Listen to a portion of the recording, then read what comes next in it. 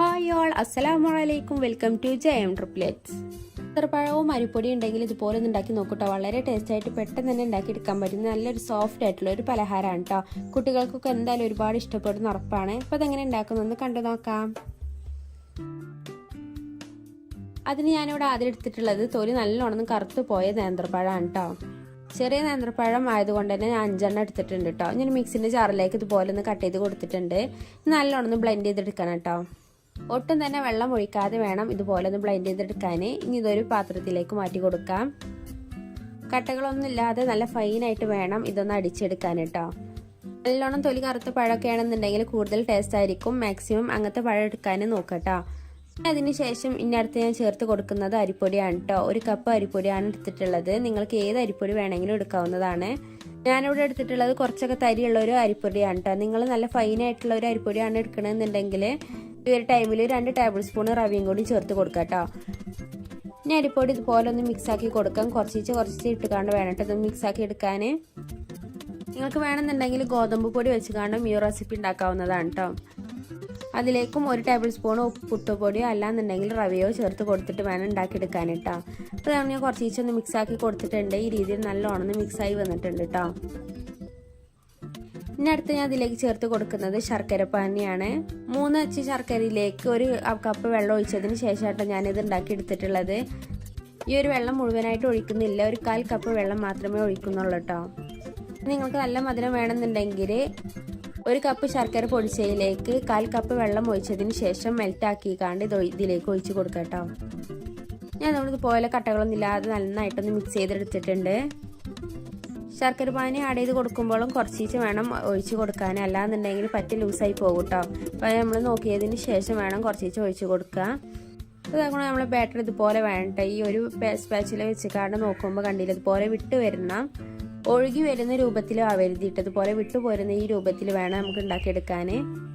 ഇനി അതിലേക്ക് 1 table spoon നല്ല ജീരകം ഇട്ട് കൊടുക്കുന്നത്. നിങ്ങൾക്ക് അതിന് ഫ്ലേവറൊക്കെ ഇഷ്ടമാകുകയാണെന്നുണ്ടെങ്കിൽ മാത്രം ചേർത്ത് കൊടുത്താൽ മതി. അതിന് ശേഷം 1/4 ടീസ്പൂണ് കറുത്ത എള്ളും കൂടി ചേർത്ത് കൊടുക്കുന്നുണ്ട് കേട്ടോ. അത് ഓപ്ഷണലാണ്, വേണമെന്നുണ്ടെങ്കിൽ ചേർത്താൽ മതി. അതിനുശേഷം ഒരു മധുരമൊക്കെ ഒന്ന് ബാലൻസ് ചെയ്യാൻ 1 നുള്ള ഉപ്പും കൂടി ചേർത്ത് കൊടുത്തിട്ടുണ്ട്. ഇതെല്ലാം ഒന്ന് മിക്സ് ചെയ്ത് കൊടുക്കാം കേട്ടോ.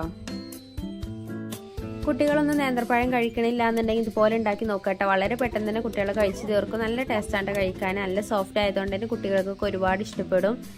ഇനി നമുക്ക് ഓരോന്നായിട്ട് ഉണ്ടാക്കിയെടുക്കാം. അത് ഞാനിവിടെ ഒരു കുഴിയപ്പത്തിൻ്റെ ചട്ടിയായിട്ട് എടുത്തിട്ടുള്ളത്. ഈ ചട്ടി ഒന്ന് ചൂടായി വന്നതിന് ശേഷം അതിലേക്ക് ഓയിൽ ഒഴിച്ച് കൊടുക്കാം കേട്ടോ. നിങ്ങൾക്ക് ഏത് ഓയിൽ വേണമെങ്കിലും യൂസ് ആക്കാവുന്നതാണ് കേട്ടോ. വെളിച്ചെണ്ണയിലൊക്കെ ഉണ്ടാക്കി നോക്കാം. ഓയിൽ ഒഴിച്ച് കൊടുക്കുമ്പോൾ ഈ രീതിയിൽ വേണം കേട്ടോ. കുഴി ഒന്ന് നിറയുന്ന വിധത്തിൽ വേണം ഓയിൽ ഒഴിച്ച് കൊടുക്കാൻ. ഞാൻ എണ്ണ ഒക്കെ ഒന്ന് ചൂടായി വന്നിട്ടുണ്ട് കേട്ടോ. ഇതുപോലെ ഒന്നായി വന്നിട്ടുണ്ട്. ഇനി നമുക്ക് ഓരോ സ്പൂണ് വെച്ച് കാണ്ട് വേണം ഇതിലേക്ക് ആ ബാറ്റർ ഒഴിച്ച് കൊടുക്കാൻ കേട്ടോ. അപ്പോൾ അതാകുന്ന ഈ രീതിയിലാണ് ഞാൻ ഒഴിച്ച് കൊടുക്കുന്നത്. സ്പൂണിൽ നിന്ന് ഇതുപോലെ വിട്ട് വരണം കേട്ടോ. അങ്ങനെയാണ് നമ്മളെ ബാറ്ററിൻ്റെ ഒരു തിക്നെസ് വേണ്ടത്. ഇനി ഓരോന്നായിട്ട് നമുക്ക് വളരെ പെട്ടെന്ന് തന്നെ ഒന്ന് ചുട്ടെടുക്കാം.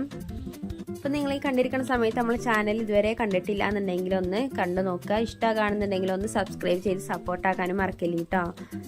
വളരെ പെട്ടെന്ന് തന്നെ ഒന്ന് പൊന്തി വന്നിട്ടുണ്ട്. ഇനി ഇത് ഈ ഭാഗം ഒന്ന് വെന്ത് വന്നിട്ടുണ്ട് കേട്ടോ. ഇനി മറുഭാഗം കൂടി ഒന്ന് വേവിച്ചെടുക്കാം. നിങ്ങൾക്ക് ചാനൽ ഇഷ്ടമാകുകയാണെന്നുണ്ടെങ്കിൽ ഫ്രണ്ട്സിനും റിലേറ്റീവ്സിനും ഒക്കെ നമ്മൾ ചാനലൊന്ന് ഷെയർ ചെയ്തുകൊണ്ടും കൊടുക്കാം കേട്ടോ. ഓരോന്നായിട്ട് ഞാൻ മറിച്ചിട്ട് കൊടുത്തിട്ടുണ്ട്. ഞാൻ ഒരു ഭാഗം കൂടി പെട്ടെന്ന് തന്നെ ഒന്ന് വേവാൻ വെക്കുക. അപ്പോൾ ഈ രീതിയിൽ പെട്ടെന്ന് തന്നെ ഒന്ന് വെന്ത് വന്നിട്ടുണ്ട് കേട്ടോ. നല്ല 2 ഭാഗം അത്യാവശ്യം ഒന്ന് മുരിഞ്ഞ് വന്നിട്ടുണ്ട്. ഒരുപാട് കളർ മാറാൻ നിൽക്കണ്ട, ജസ്റ്റ് ഒന്ന് ബ്രൗൺ കളർ ആയാൽ മതി കേട്ടോ. അപ്പോൾ അതാക്കണം ഈ രീതിയിലൊന്നും ആയിട്ടുണ്ടെങ്കിൽ ഇതുപോലെ നമുക്ക് ബാക്കിയുള്ളതും കൂടി വളരെ പെട്ടെന്ന് തന്നെ ഒന്ന് ചുട്ടെടുക്കാം. ഒട്ടും തന്നെ എണ്ണ ഒന്നും കുടിക്കാത്ത വിധത്തിലുള്ള ഒരു അടിപൊളി സ്നാക്കാണ് കേട്ടോ. കണ്ടില്ല നമ്മൾ ആ കുഴിയപ്പ ചട്ടിയിൽ ഒഴിച്ച എണ്ണ അതുപോലെ തന്നെ ഉണ്ട് കേട്ടോ. ഇതിലേക്ക് അടുത്ത ബാച്ചും കൂടി ഇട്ട് കൊടുത്തിട്ടുണ്ട്. ഇനി അതും ഇതുപോലെ ഒന്ന് പെട്ടെന്ന് തന്നെ ഒന്ന് പൊരിച്ചെടുക്കാം. ഞാൻ എല്ലാതും വളരെ പെട്ടെന്ന് തന്നെ ഒന്ന് പൊരിച്ചെടുത്തിട്ടുണ്ട് കേട്ടോ. കണ്ടില്ല ഇതുപോലെ നായി വന്നിട്ടുണ്ട്. വളരെ എളുപ്പത്തിൽ തന്നെ നല്ല സോഫ്റ്റ് ആയിട്ട് കുട്ടികൾക്കൊക്കെ ഒരുപാട് ഇഷ്ടപ്പെടുന്ന ഒരു അടിപൊളി സ്നാക്കാണ് കേട്ടത്. ഇതിൻ്റെ ഉൾവശം കൂടി ഒന്ന് കാണിച്ചു തരാം. നല്ല സോഫ്റ്റ് ആയിട്ടുള്ളൊരു പലഹാരമാണ് കേട്ടോ.